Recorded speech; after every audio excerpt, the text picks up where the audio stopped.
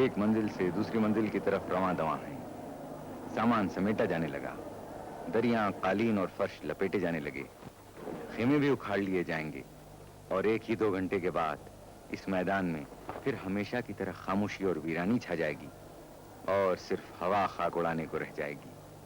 ایسی خاک جس کے لیے مدتوں مسلمان اپنے اپنے وطن میں منہ پر ملنے کے لیے تڑپتے رہتے ہیں اور کئی تو بغیر اس پاک جلوے کو دیکھے ہی دنیا سے کوچ کر جاتے ہیں.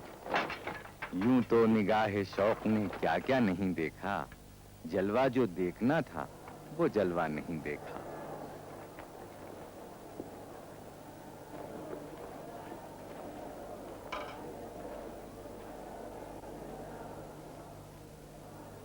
خیمے اکھاڑ لیے گئے، لیکن ابھی یہ لپیٹ کر آئندہ سال کے لیے رکھے نہیں جائیں گے، بلکہ عرفات سے مینا روانہ کر دیے جائیں گے، جہاں ابھی حاجیوں کو چند روز اور ٹھہرنا ہوگا.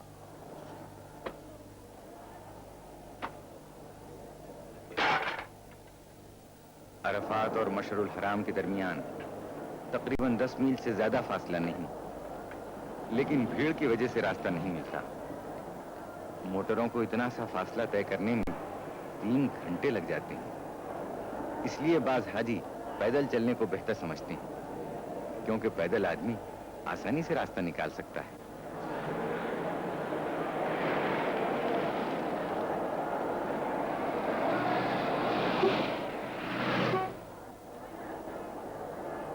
مشعر الحرام میں نہ کوئی عمارت ہے نہ خیمے، بس آسمان کی چھت ہے اور زمین کا فرش.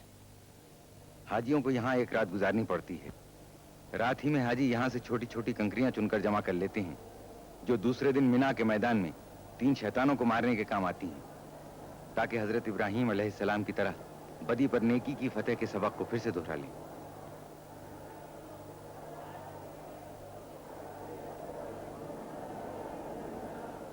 تھوڑے سے حاجی راستوں کی بھیڑ سے بچنے کے لیے عرفات ہی میں ٹھہر گئے ہیں. یہ رات کا کھانا بھی یہیں کھائیں گے. آدھی رات کے بعد یہ لوگ عرفات سے روانہ ہوں گے.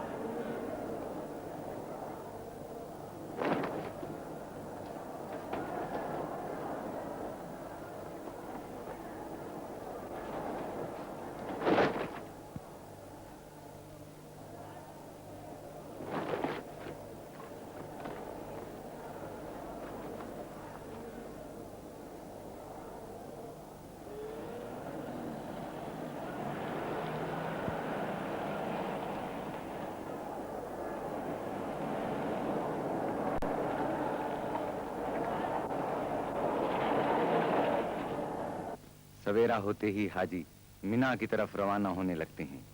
یہ رسوم حج طہارت دل و دماغ کے لیے ضروری ہیں. مختلف مقامات پر جا کر ارکان مقررہ کی تکمیل کرنا حقیقت میں نیکی، پاکیزگی اور وحدانیت کا سبق ہے.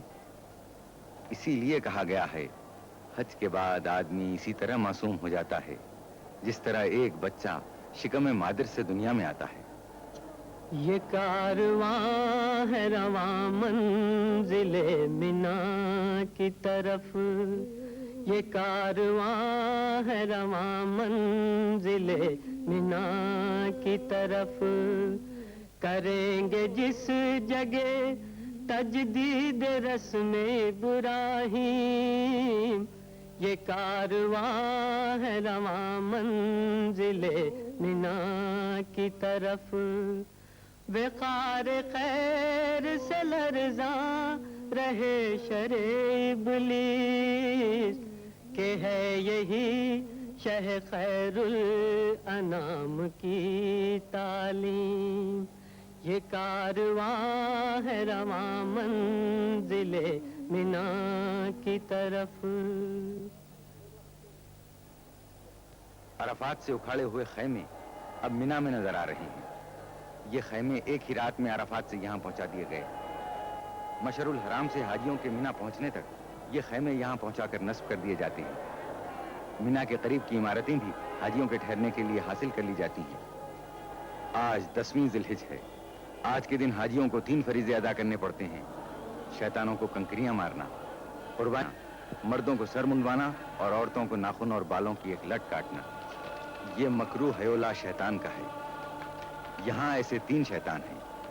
ہر شیطان کو 7 کنکریاں ماری جاتی ہیں۔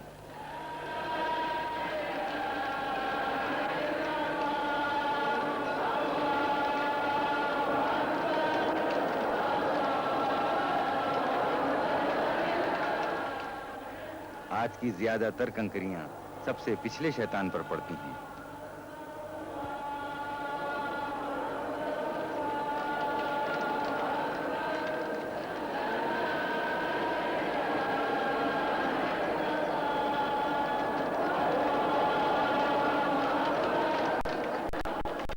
بعض حاجی کنکریاں مارنے پر اتفاق نہیں کرتے، جوش میں آ کر اپنے پھٹے پرانے چپل بھی پھینک مارتے ہیں۔ یہ تینوں شیطان جمرات کہلاتے ہیں اور کنکریاں مارنے کو رمی جمرات کہتے ہیں۔ یہ تینوں شیطان پتھر اور گچ کے 3 ستون ہیں جن پر کنکریاں ماری جاتی ہیں۔ یہ دیواروں کے احاطے میں ہیں۔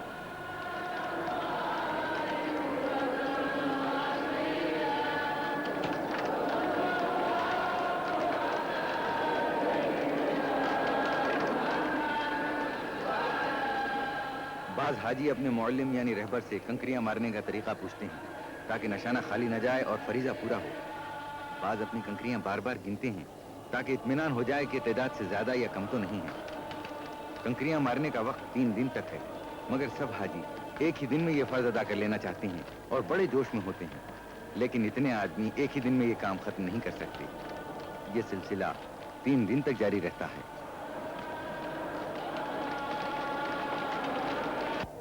10ویں ذی الحجہ کو حاجی کے لیے مینا میں قربانی کرنا واجب ہے۔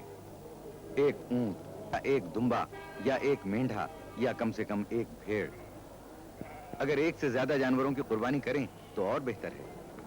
صاحب حیثیت اکثر ایک سے زیادہ قربانی کرتے ہیں۔ اگر حج کے زمانے میں کوئی ایسی لغزش ہو گئی ہو جو حج میں منع ہے تو اس کے لیے ایک قربانی الگ کفارے کے طور پر کرنی پڑتی ہے۔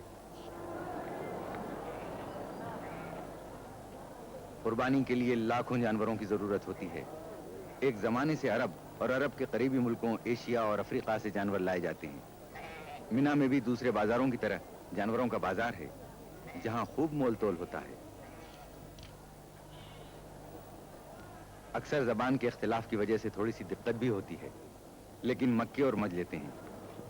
جن کی زبان نہیں سمجھی جاتی یا جو عربی نہیں بول سکتے انہیں کچھ زیادہ ہی قیمت دینا پڑتی ہے۔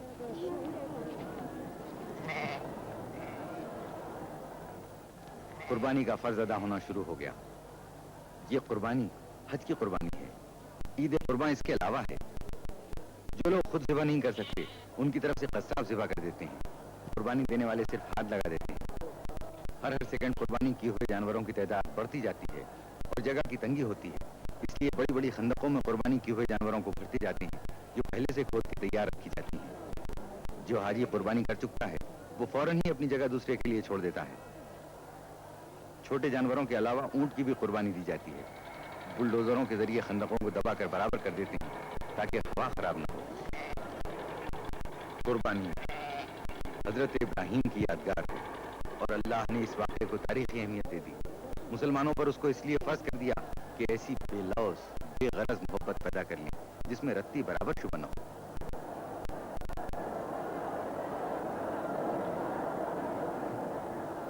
رمی جمرات، قربانی اور سر منڈوانا، جب یہ تینوں کام جاتے ہیں تو اب حاجی کہلانے کا مستحق ہو جاتا ہے۔ حج کے باقی اعمال میں صرف اتنا اور باقی رہ جاتا ہے کہ مینا سے روانگی سے پہلے دوبارہ رمی جمرات کرے، پھر مکہ واپس جا کر کعبے کے گرد 7 بار طواف کرے اور صفا اور مروہ کے درمیان صحیح کرے۔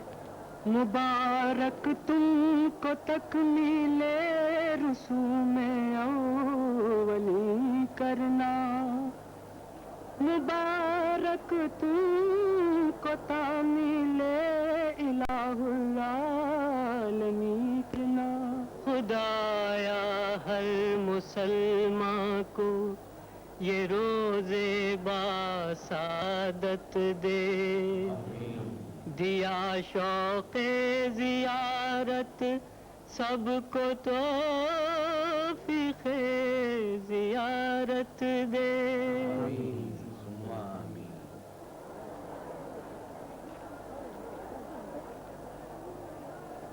ذی الحج کی 11ویں تاریخ کو حاجی منا سے رخصت ہونے سے پہلے دوبارہ رمی جمرات کرنے آتے ہیں۔ آج تینوں ستونوں پر 7 کنکریاں مارنا واجب ہے، اس ترتیب سے کہ پچھلے شیطان پر، پھر پہلے پر اور آخر میں درمیانی پر۔ اگر نشانہ چوک جائے تو دوبارہ کنکری ماری جاتی ہے۔ آدمیوں کی اتنی بھیڑ اور دھوپ کی تیزی کی وجہ سے لوگ بتواز ہوتے ہیں، اس لیے اکثر نشانہ غلط ہو جاتا ہے اور کنکریاں بجائے ستونوں پر پڑنے کے دوسرے حاجیوں کے سروں پر پڑ جاتی ہیں۔ اس طرح پھر نشانہ لگانا پڑتا ہے۔ یہ کنکریاں بھی پہلے ہی مشعر الحرام سے چن کر جمع کر لی جاتی ہیں۔ یہ تینوں ستون ان 3 مقامات کے نشان ہیں جہاں جہاں شیطان نے حضرت ابراہیم خلیل اللہ کو بہکانے کی کوشش کی تھی۔ انہوں نے اس مردود کے 7 کنکریاں ماری جس سے وہ ملعون زمین میں دھنس کے رہ گیا۔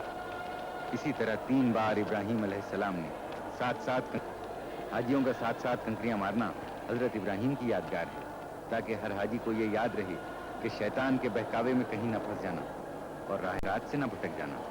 حاجیوں کا قیام 3 روز تک منا میں رہتا ہے۔ ان دنوں میں مقامی بازار کی رونق بہت زیادہ بڑھ جاتی ہے۔ بازار بین الاقوامی نمائش نظر آنے لگتا ہے۔ دنیا کے ہر ملک کا خاص اور عمدہ مال یہاں مل سکتا ہے۔ مقامی دکانداروں کے ساتھ دنیا کے دوسرے ملکوں کے تاجر بھی ہوتے ہیں جو حج کرنے آتے ہیں اور اپنے ملک کی خاص چیزیں بھی ساتھ لاتے ہیں۔ انسانوں کا ایک سمندر ہے، ان کے سر یوں نظر آ رہے ہیں کہ جیسے سمندر میں طوفانی موجیں اٹھ رہی ہوں۔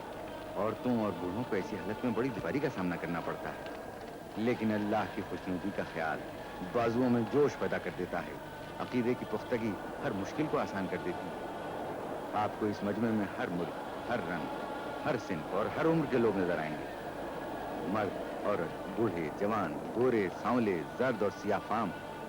منا کا میدان ایک چلتا پھرتا چمن سا نظر آتا ہے جس میں ہر رنگ کا پھول ہو، ہر چیز جدا جدا، مگر جس طرح وہ کام ایک کر رہے ہیں اس طرح ان کے دلوں میں بھی ایک نور ایمانی ہے، ایک حالت اور ایک خیال دل میں لیے ہوئے۔ اللہ اکبر، اللہ اکبر، لا الہ الا اللہ، اللہ اکبر۔ اے خدا تو عظیم ہے، تو واحد ہے، تو بڑا ہے۔ پچھلی خطاؤں کو درگزر کر آئندہ نیک رہنے کی توفیق عطا فرما، کیونکہ تیری رحمت بے پایاں ہے۔ رحمت پر تیری میرے گناہوں کو ناز ہے، بندہ ہوں جانتا ہوں تو بندہ نواز ہے۔ رمی جمرات کے لیے ہر شخص دوسرے سے آگے بڑھ جانا چاہتا ہے۔ اس طرح جوش میں آنا اور شیطانوں کو کنکریاں مارنا عجیب نظارہ پیش کرتا ہے۔ منا میں حاجیوں کے ٹھہرنے کا مسئلہ اب بھی توجہ کرنے کے قابل ہے۔ تمام خیمے اور وہ عمارتیں جو حاصل کر لی جاتی ہیں ان میں بھی ایک کی جگہ کئی آدمیوں کو مجبوراً ٹھہرایا جاتا ہے، پھر بھی ایک بڑی تعداد یوں ہی رہ جاتی ہے۔ منا میں یہ ہے مسجد خیف، یہ اتنی ہی قدیم ہے جتنا دین اسلام۔ حضور سرور عالم نے اپنے صحابیوں کے ساتھ کئی بار اس مسجد میں نماز جماعت ادا فرمائی ہے۔ مسجد کا صحن کافی بڑا ہے جس کی لمبائی 100 میٹر اور چوڑائی 90 میٹر ہے۔ مسجد کے صحن میں ایک گنبد ہے جس کے متعلق کہا جاتا ہے کہ یہ آن حضرت کے ٹھہرنے کا حجرہ تھا جس میں حضرت نے تہجد کی نماز ادا فرمائی تھی۔ جڑے کونین کے بڑے ہیں قدم، نہیں وہ خاک کے ذرہ شر کی عظمت کے، یہ سب امین ہیں میراث آدمیت کے۔ نلوں میں پینے کا پانی زیادہ تر باولیوں سے حاصل کیا جاتا ہے۔ باولیاں ایرانی طرز کی اور سینکڑوں سال پرانی ہیں۔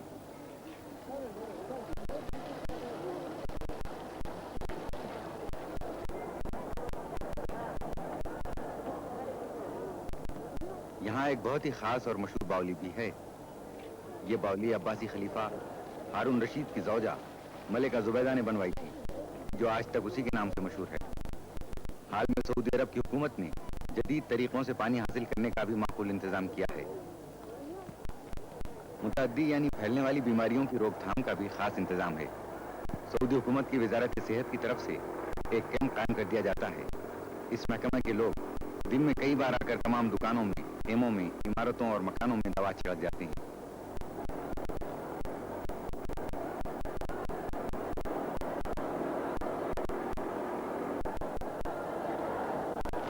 ابھی تک پورے حاجیوں سے رمی جمرات کا فرض ادا نہیں ہوا ہے. دیکھیے تو کس جوش و خروش سے حاجی تینوں شیطانوں کو کنکریاں مار رہے ہیں.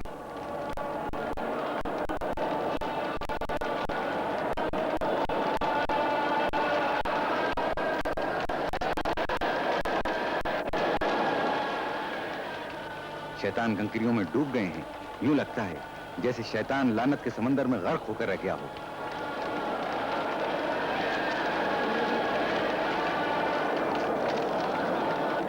مینا کے سب اعمال بجا لانے کے بعد حاجی بیت اللہ شریف کی طرف لوٹ رہے ہیں تاکہ خانہ خدا کا رخصتی طواف کر لیں اور جو نمازیں خاص طور پر مقرر ہیں انہیں ادا کر لیں.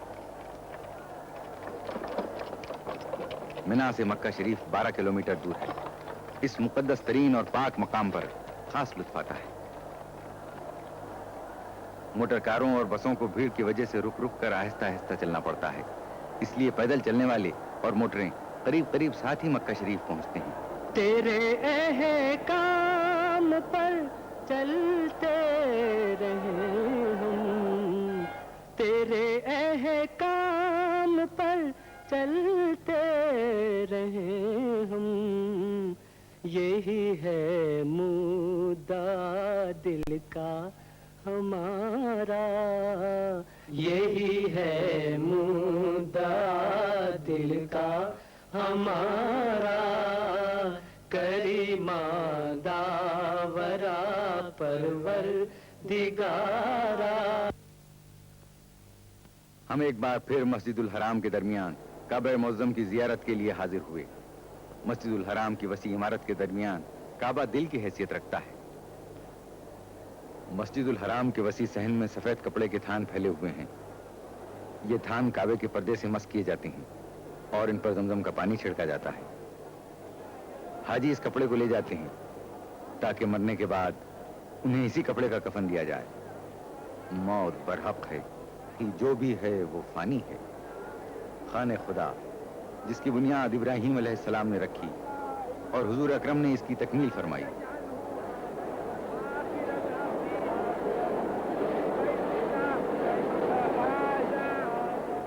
مسجد الحرام کے صحن میں بہت اعلیٰ درجے کے قیمتی سنگ مرمر کا شاندار منبر ہے جو ترکی کے عثمانی سلاطین کا بنایا ہوا ہے.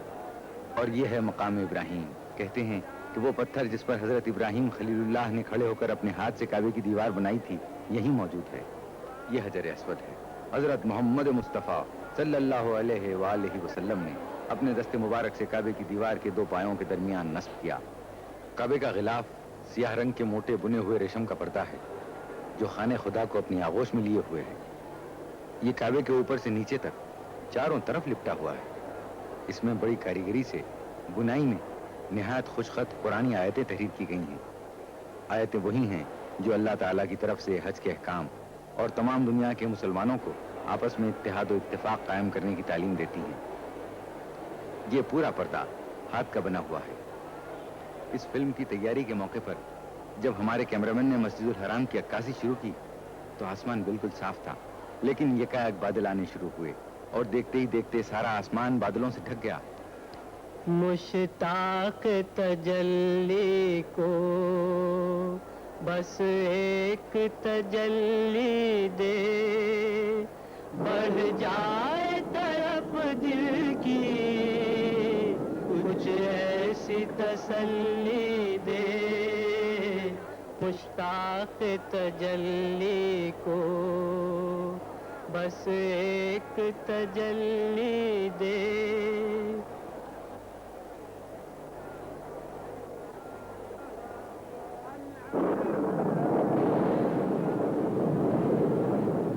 ٹھیک اسی وقت جبکہ مسجد الحرام کے دالانوں میں حاجیوں کی صفیں قائم ہو گئیں اور تکبیر کی آواز بلند ہوئی، خدا کی رحمت نازل ہونا شروع ہو گئی. پہلا قطرہ گرا. یہ بھی خدا کی مرضی تھی. جو لوگ مسجد الحرام کے صحن میں تھے اور کعبہ شریف کا طواف کر رہے تھے وہ بھی نماز کی صفوں میں شامل ہو گئے اور عصر کی نماز شروع ہو گئی.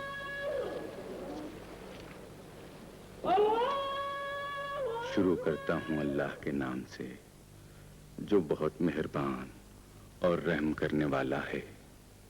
تمام تعریف اس کے لیے ہے جو سب جہانوں کا پروردگار ہے، مہربان ہے اور رحم کرنے والا ہے، قیامت کے دن کا مالک ہے۔ ہم تیری ہی عبادت کرتے ہیں اور تجھی سے مدد مانگتے ہیں۔ ہم کو سیدھے راستے کی ہدایت فرما، ان کا راستہ جن پر تم نے اپنی نعمتیں نازل کی، ان کا راستہ نہیں جن پر تیرا غضب ہوا اور جو بھٹک گئے۔ شروع کرتا ہوں اللہ کے نام سے جو بڑا مہربان اور رحم کرنے والا ہے۔ کہہ کہ اللہ ایک اور صرف ایک ہے۔ اللہ بے نیاز ہے، نہ وہ کسی سے پیدا ہوا اور نہ اس سے کوئی پیدا ہوا، ہرگز کوئی اس کا سا نہیں۔ وہ اپنی شان اور حیثیت میں اکیلا ہے۔ جیسے ہی نماز ختم ہوئی، بارش بھی تھم گئی، بادل چھٹ گئے، پانی کے قطرے کعبہ شریف کے پرنالے سے اب بھی گر رہے تھے۔ سورج کی روشنی میں زیادہ چمک آ گئی، گویا ان لوگوں کی پاکیزہ دلوں کی روشنی نظر آنے لگی جو حرم خدا کے کبوتروں کی طرح بھولے والے، سلو آشتی کا نمونہ بنے ہوئے اپنے پروردگار کا حکم پورا کرنے کے لیے دور دراز ملکوں سے آ کر جمع ہو گئے ہیں۔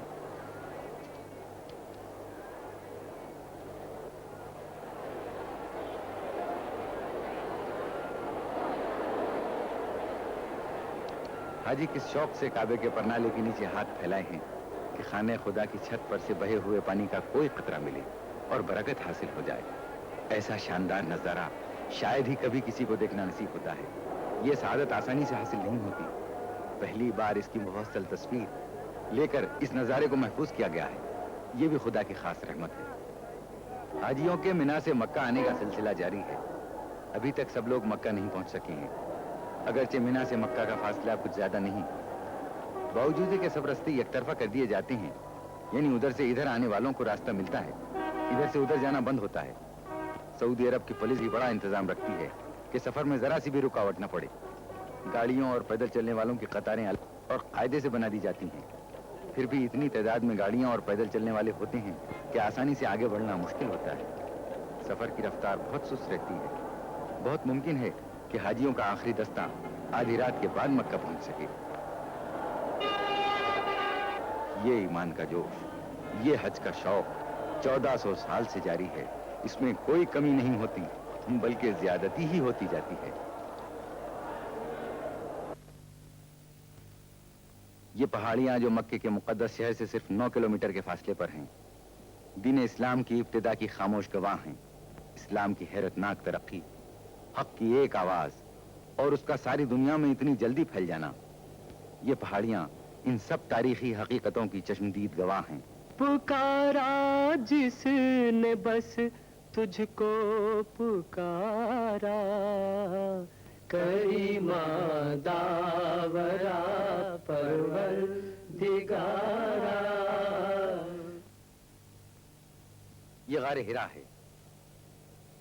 یہاں نبوت کے اعلان سے پہلے حضرت عبداللہ کے یتیم و جواں سال فرزند حضرت محمد مصطفیٰ صلی اللہ علیہ وآلہ وسلم تنہائی میں بیٹھ کر غور و فکر میں کئی دن اور کئی راتیں گزار دیتے تھے۔ اسی غار میں حضرت نے فرشتے کی زبان سے خدا کا حکم سنا۔ اقرأ بسم ربک پڑھو اپنے پالنے والے کے نام سے جو سب سے عظیم ہے، جس نے سب کچھ پیدا کیا، انسان کو جمے ہوئے خون سے پیدا کر دیا۔ یہ نبوت کے ظاہر کر دینے کا حکم تھا۔ آج 1400 سال کے بعد بھی جب حاجی حج کا فریضہ ادا کرنے مکہ آتے ہیں تو اس غار کی زیارت کو بھی آتے ہیں، جس کے دل میں پیغمبر اسلام کے قدموں کے نشان چھپے ہوئے ہیں اور جس کے ذروں میں اس جسم پاک کی خوشبو بسی ہوئی ہے۔ دل کے کانوں سے اسی وحی کی آواز سنتے ہیں، انہیں وہ نعرہ سنائی دینے لگتا ہے جس نے مردہ دلوں میں نئی زندگی کی لہر دوڑا دی تھی۔ غار ہرا پہاڑ میں ہے جو مکے سے قریب 5 میل کے فاصلے پر شمال میں ہے۔ راستہ پتھریلا اور دشوار گزار ہے۔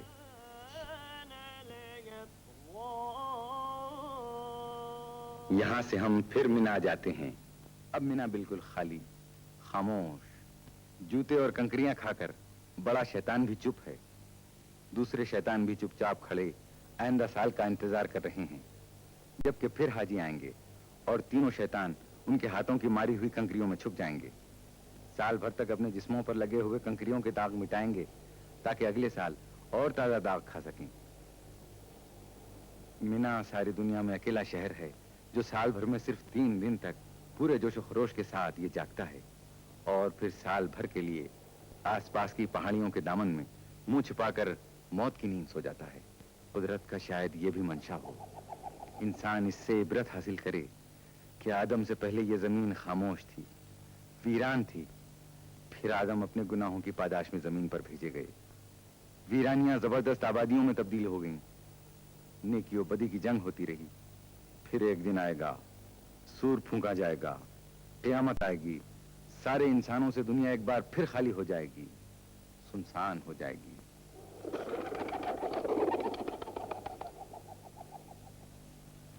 یہ کبوتر بھی کسی زندہ مقام کی طرف اڑ کر جا رہے ہیں۔ گھر خالی، کام کرنے کی مشینیں جیسے مردہ، مساجد چپ۔ شاید کبھی اتفاقاً کسی راہگیر کے قدموں کی آواز سنائی دے، یا پاس سے گزر کر دور ہوتی ہوئی موٹر کے انجن کی صدا سے یہ گہری اور مستقل خاموشیاں لمحہ بھر کے لیے ٹوٹ جائیں، ورنہ اب سال بھر تک یہ خاموشی مینا کی قسمت ہے۔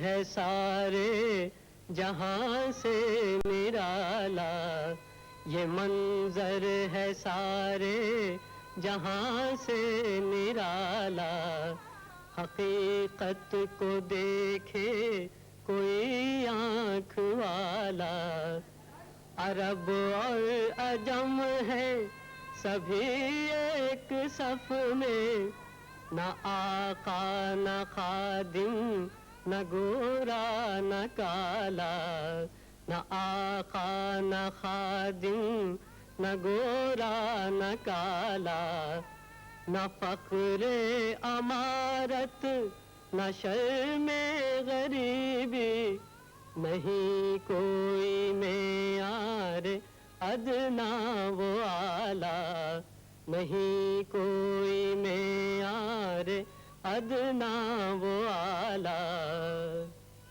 دبستان وحدت میں تقسیم گم ہے، منو تو کی تفریق و تعلیم گم ہے، منو تو کی تفریق و تعلیم گم ہے۔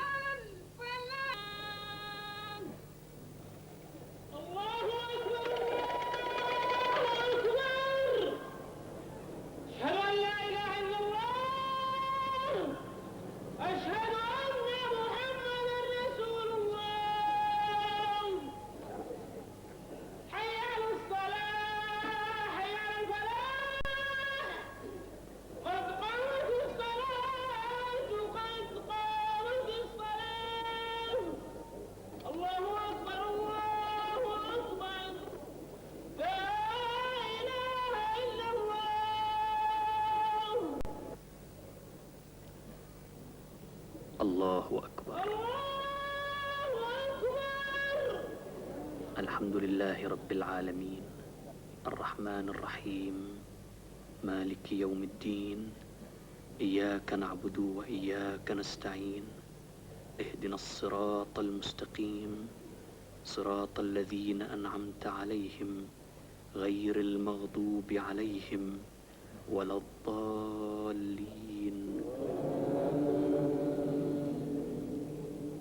والعصر إن الإنسان لفي خسر إلا الذين آمنوا وعملوا الصالحات وتواصوا بالحق وتواصوا بالصبر. الله أكبر. سبحان ربي العظيم وبحمده. سبحان الله. الله أكبر. سمع الله لمن حمده. الله أكبر. سبحان ربي الأعلى وبحمده. سبحان الله. الله أكبر. أستغفر الله ربي وأتوب إليه. الله أكبر. سبحان ربي الأعلى وبحمده. سبحان الله. الله أكبر.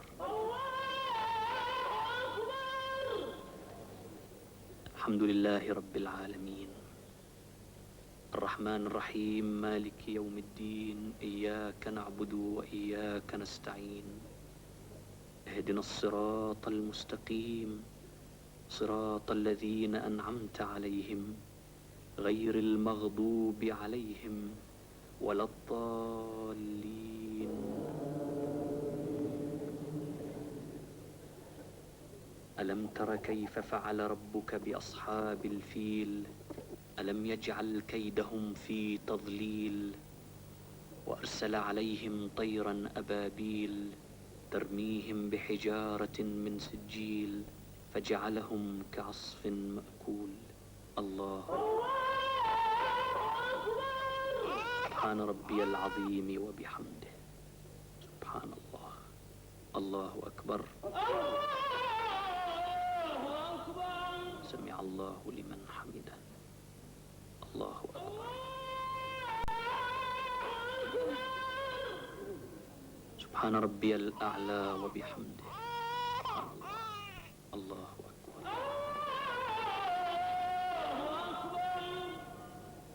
أستغفر الله ربي وأتوب إليه. الله أكبر. سبحان ربي الأعلى وبحمده. سبحان الله. الله أكبر.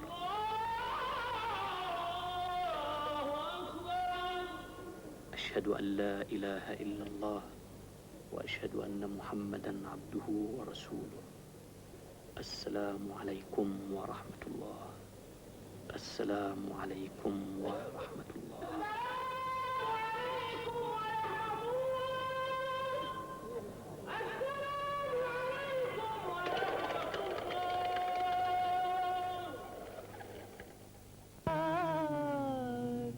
سلام علیک ودا سے جاتے ہیں یا شفیع الورا سلام علیک یا نبی الہدا سلام علیک انکا مقصدی و ملجائی انکا مدعا سلام علیک یا شفیع الورا سلام علیک یا نبی الہدا سلام علیک سیدی یا حبیبی مولائی لکا روحی فدا سلام علیک شفیع الورا سلام علیک یا نبی الہدا